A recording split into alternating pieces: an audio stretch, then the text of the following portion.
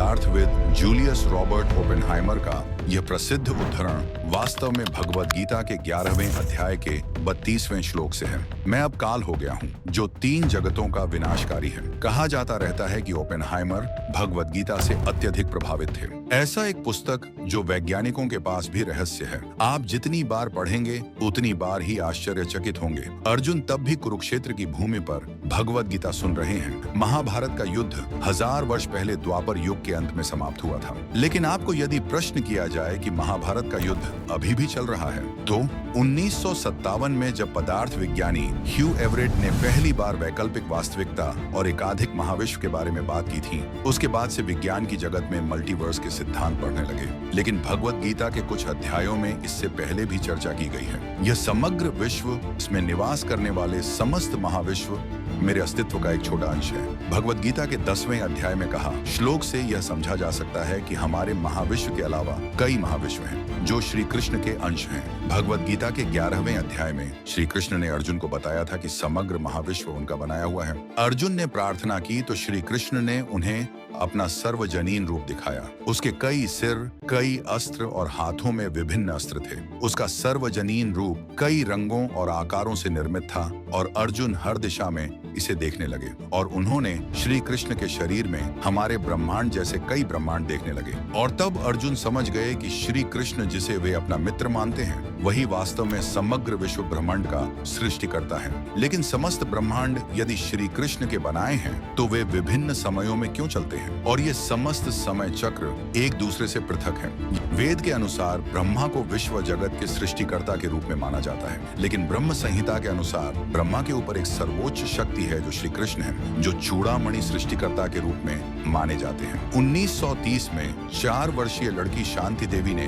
अपने परिवार के साथ विचित्र चीजों के बारे में बात करना शुरू किया। वह अपने पिछले जन्म के बारे में, वह कहाँ रहती थी, उसका स्वामी कौन था और क्यों वह मरी गई, इसके बारे में उन्हें बताने लगी। शांति देवी को आज भी पुनर्जन्म का एक आकर्षक घटना माना जाता है। पुनर्जन्म या पुनर्जन्म ऐसा एक विषय जो एक आकर्षक सिनेमा की कहानी जैसा सुनाई देता है। हालांकि यह विषय अभी भी वैज्ञानिकों के आग्रह के मध्य में है। 1960 में एक अमेरिकी मनोरोग विशेषज्ञ डॉक्टर इयान स्टीवेंसन ने पुनर्जन्म पर एक विस्तृत शोध किया था, जहां उन्होंने 3000 से अधिक पुनर्जन्म मामलों का संग्रह किया था और उसके विस्तृत परीक्षण में ज्ञात हुआ कि कई 8 से 9 वर्ष के बच्चे कुछ स्मृतियां और स्थान याद करने लगे जिनका उनके साथ कोई संबंध नहीं था। डॉक्टर स्टीवेंसन अपने पुनर्जन्म सिद्धांत के लिए भी समालोचित हुए। आज भी विज्ञान पुनर्जन्म को एक रहस्य या मिथ्या मानता है, लेकिन भगवद गीता में पुनर्जन्म की यह अवधारणा विस्तार से व्याख्या की गई है। भगवद गीता में श्री कृष्ण ने अर्जुन को समझाया है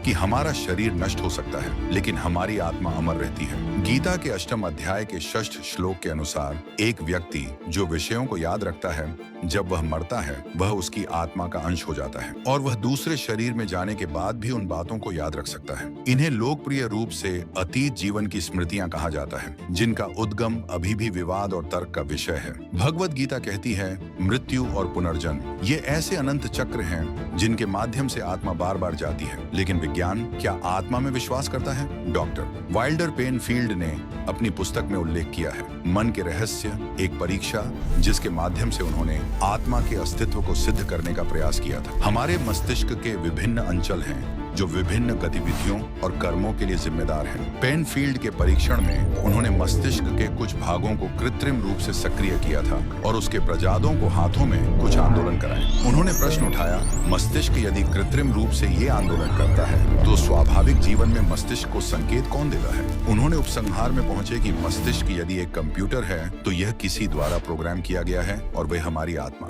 भगवद गीता में यह स्पष्ट है कि मृत्यु के बाद पुनर्जन्म ऐसा ही एक सत्य है कि एक मनुष्य मोक्ष प्राप्त करके मुक्ति पा सकता है। परित्राण वह एक अवस्था है जहां आत्मा जन्म, मृत्यु और पुनर्जन्म के चक्र से मुक्त हो जाती है। भगवद गीता के 7वें और 15वें अध्याय में ऐसा एक महाविश्व का वर्णन है जहां सूर्य नहीं है, कोई चंद्रमा का प्रकाश नहीं है। जितना प्रकाश है वह परमेश्वर के तेज का है। यहाँ श्री कृष्ण के परमेश्वर भगवान निवास करते हैं और केवल वे आत्माएं यहाँ आती हैं जो मोक्ष प्राप्त करके इस पृथ्वी से विच्छिन्न हो गई हैं। भगवद गीता का यह भाग केवल आत्मा की बात नहीं करता बल्कि एक भिन्न महाविश्व के अस्तित्व की बात करता है। हमारी पृथ्वी वास्तव में नहीं है, हम जो आकाश से घिरे हैं वह आकाश नहीं है, हमारे फोन की स्क्रीन जैसा यह कांच का है, और हम एक सिमुलेशन अर्थात एक नकली जगत के चरित्र हैं जो किसी द्वारा नियंत्रित। 2003 में दार्शनिक निक बोस्ट्रॉम ने इस सिमुलेशन सिद्धांत को प्रस्तावित किया था, जिसके अनुसार भविष्य एलियन समाज हमें नियंत्रित कर रहा है। हमारी पृथ्वी वास्तविकता नहीं है,